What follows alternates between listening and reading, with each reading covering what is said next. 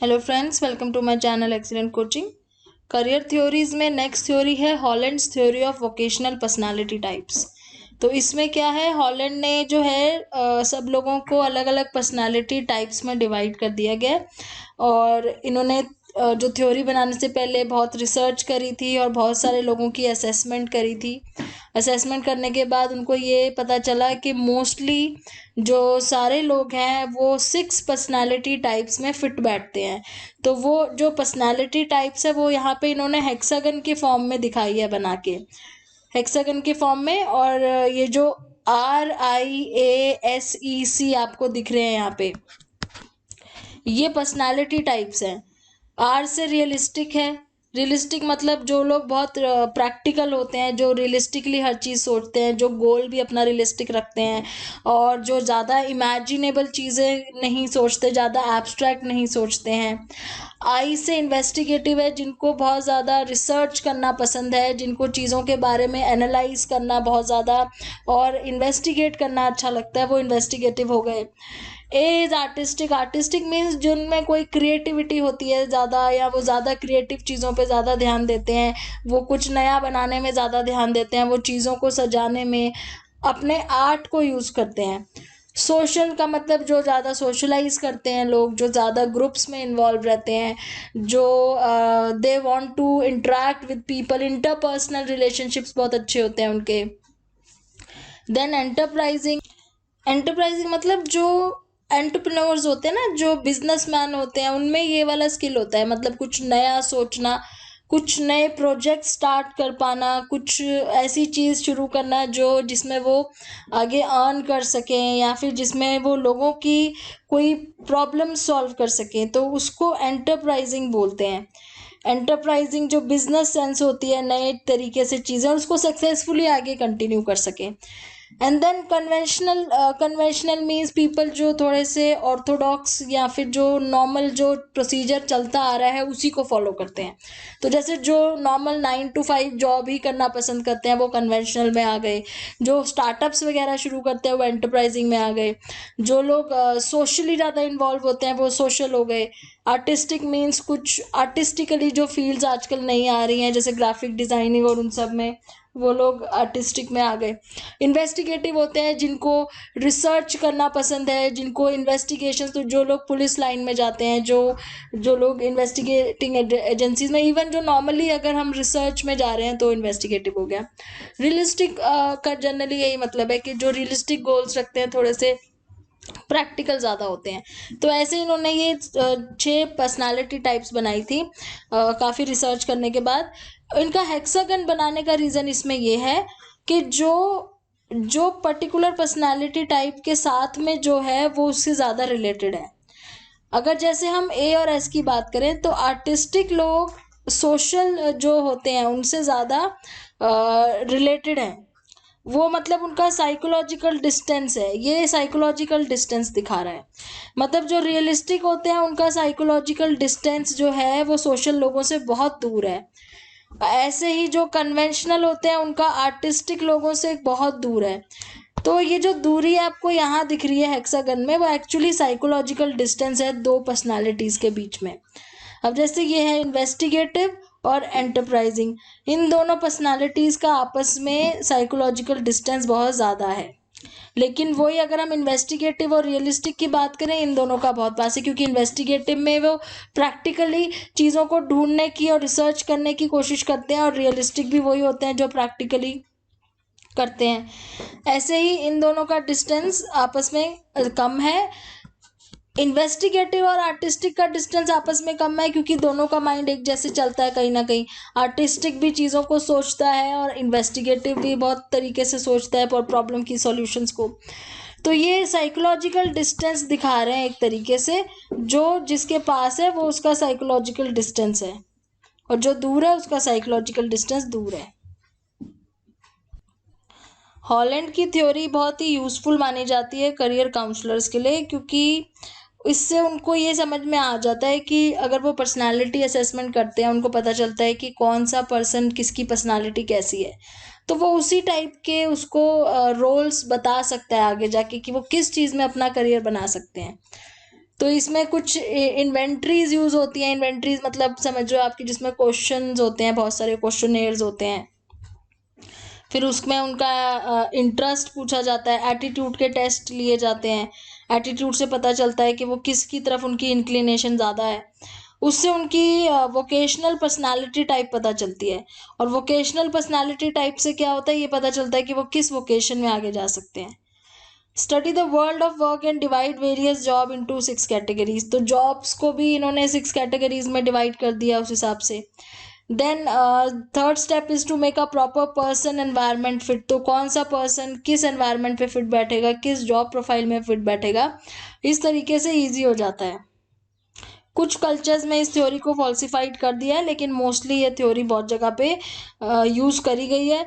And ये theory को valid किसने किया है, लियोंग ने अपनी एक स्टडी करी थी, जिसमें ये कहते हैं, इंडिया में ही करी थी, जिसमें इन्होंने बोला था कि इनकी जो थ्योरी है वो बिल्कुल सही बैठती है। तो जैसे इन्होंने इसमें डिवाइड कर दिया लोगों को कि कैसे वो इन्वेस्टिगेटिव में कौन कौन से वोकेशंस में जा सकते हैं जो इन्वेस्टिगेटिव पर्सनालिटी टाइप के हैं। अगर कोई सोशल ज़्यादा है तो वो किस टाइप के वोकेशंस में जा सकते हैं, जिसमें हमें लोगों से बात करने की ज़रूरत पड़ती है और हमें कॉन्टैक्ट्स बनाने की ज़रूरत पड़ती है। कन्वेंशनल है तो वो नॉर्मल अपनी कन्वेंशनल टाइप की जॉब कर सकते हैं। इससे ईजी हो जाता है थोड़ा सा वोकेशंस के लिए। ये जो टेबल है ये इन्होंने super stages of vocational development की टेबल दिखाई हुई है।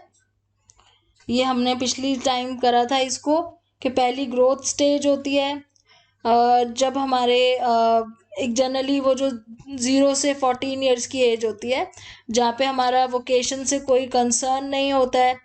And vocational thought is based on individual likes and dislikes.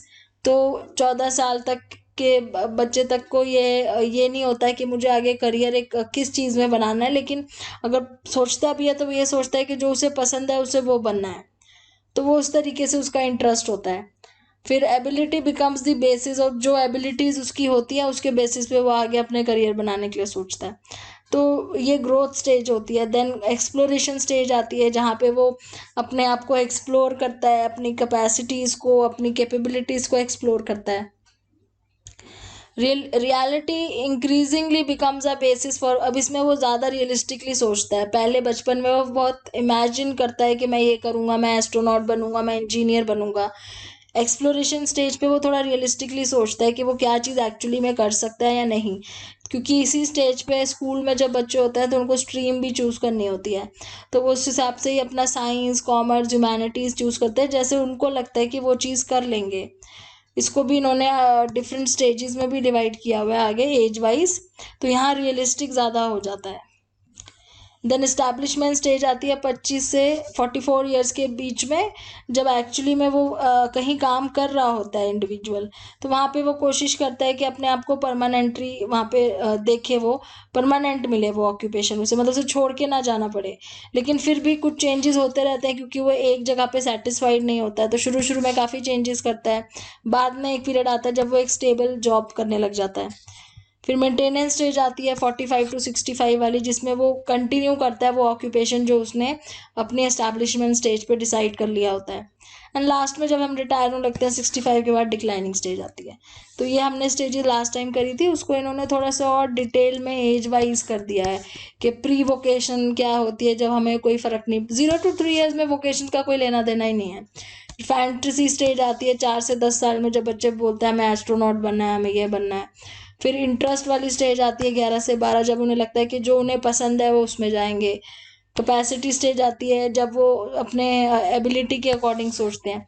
तो ये इन्होंने अकॉर्डिंग टू एज के अंदर भी, स्टेज के अंदर भी एज वाइज कर दिया है।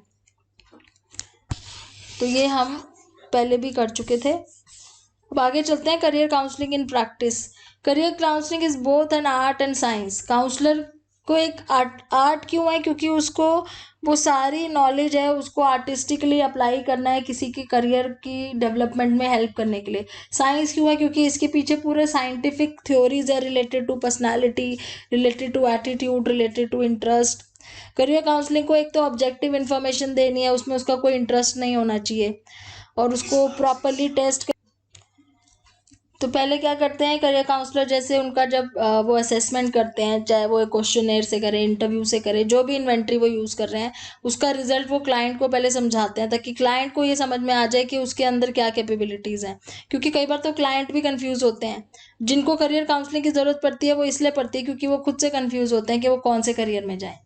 तो उस क्लाइंट को पहले अंडरस्टैंड करना है अपने आप को कि मैं क्या कर सकता हूँ। सेकंड स्टेप ये होता है कि जॉब प्रोफाइल उसको समझ में आए कि रिक्वायरमेंट ऑफ द जॉब क्या है। तो ये दोनों चीज़ों को आपस में रिलेट करता है काउंसलर, एक प्रॉपर उसकी तरह, साइंटिस्ट की तरह। उसके बाद क्या होता है, at the same time the counsellor has to help the client make subjective decisions. अब क्लाइंट को ये ऑब्जेक्टिव नॉलेज को यूज़ करके, ऑब्जेक्टिव इन्फॉर्मेशन कौन सी है, जो उसको अपने बारे में और जॉब रिक्वायरमेंट के बारे में पता चली है, उसको यूज़ करके अपने लिए सब्जेक्टिव डिसीजन लेना है कि वो कौन सा उसको ठीक लगता है। तो इस तरीके से यहाँ पे साइंस और आर्ट्स दोनों कंबाइंड है करियर काउंसलिंग में। It must be understood that career counsellor is no more than a facilitator. जो करियर काउंसलर होता है वो कभी डिसीजन नहीं लेता। काउंसलर चाहे कोई भी हो, काउंसलर चाहे साइकोलॉजी का हो चाहे करियर का हो, काउंसलर कभी भी कोई भी डिसीजन नहीं लेता है। काउंसलर सिर्फ एक फैसिलिटेटर होता है, एक कैटलिस्ट होता है, जो आपकी हेल्प करता है डिसीजन लेने में।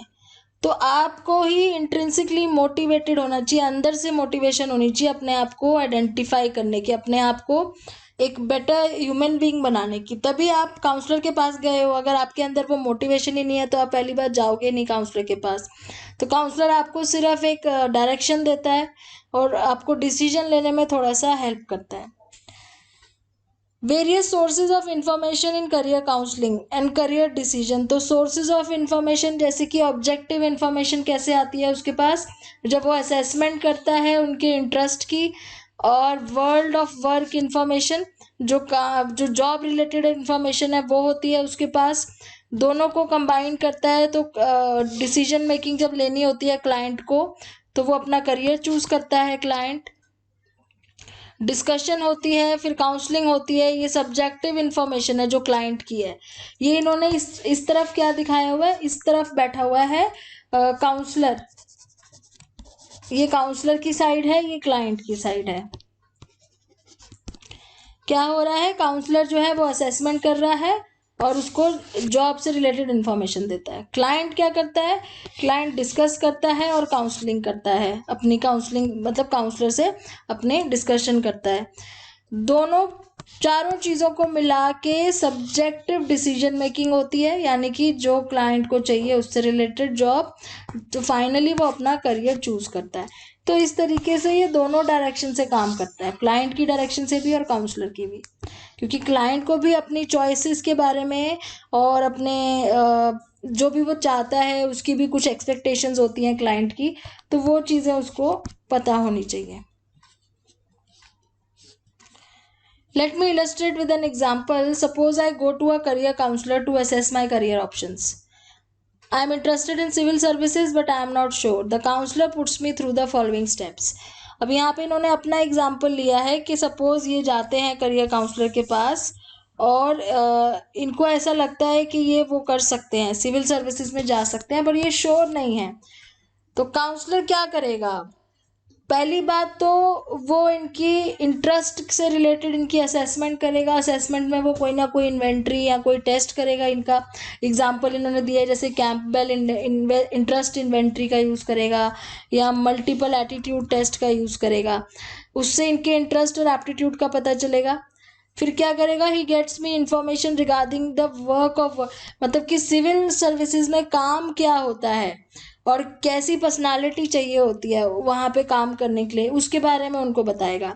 तो एक तो ये हो गया पहली चीज़ जो हमने यहाँ देखी कि उसने पहले असेसमेंट करी, फिर उसको बताया कि काम से रिलेटेड इंफॉर्मेशन कि वहाँ किस तरह का काम होता है और कैसे लोग चाहिए होते हैं। थर्ड स्टेप में क्या आ जाएगा, he finds that I am a journalist, I rank above average on multiple intelligence but not excellent on anyone. उसको ये पता चला कि ये जो ऑथर है, जब इन्होंने असेसमेंट कराई कि ये जर्नल उसमें आते हैं, एक मल्टीपल इंटेलिजेंस है इनमें बहुत सारी और अबव एवरेज है उसमें, लेकिन एक्सीलेंट किसी में नहीं है ये। मतलब जर्नली सब में अच्छे हैं बट नॉट स्पेसिफिकली किसी एक चीज़ में एक्सीलेंट है। He finds my preferences from the result of interest inventories. इनकी प्रेफरेंसेस उनको उसको कहाँ से मिलती है करियर काउंसलर को, जो इन्होंने अपना इन्वेंट्री असेसमेंट किया था उसके रिजल्ट से पता चलता है कि इनकी प्रेफरेंसेस क्या क्या हैं। We talk about how much my abilities match the preferred career option. अब जो भी ऑथर की वो निकल के आई हैं एबिलिटीज, उसको किससे मैच करके देखेंगे, जो करियर में ये जाना चाहते हैं उससे मैच करके देखेंगे। I am interested in. Note that I am the one who takes the decision. He just provides non-directive guidance. अब ये जब दोनों चीज़ें आपस में मैच करेंगे, एबिलिटीज़ को और करियर ऑप्शन को, और वो दोनों आपस में कितना मैच हो रही हैं उसके बेस पे डिसीजन कौन लेगा, जो काउंसलिंग के लिए गया है, ना कि काउंसलर। काउंसलर सिर्फ नॉन डायरेक्टिव गाइडेंस देगा। तो ऐसे ही जैसे करियर गाइडेंस थी वैसे ही अब हम वोकेशनल गाइडेंस पढ़ेंगे। इसको नेक्स्ट वीडियो में स्टार्ट करते हैं। Thanks for watching.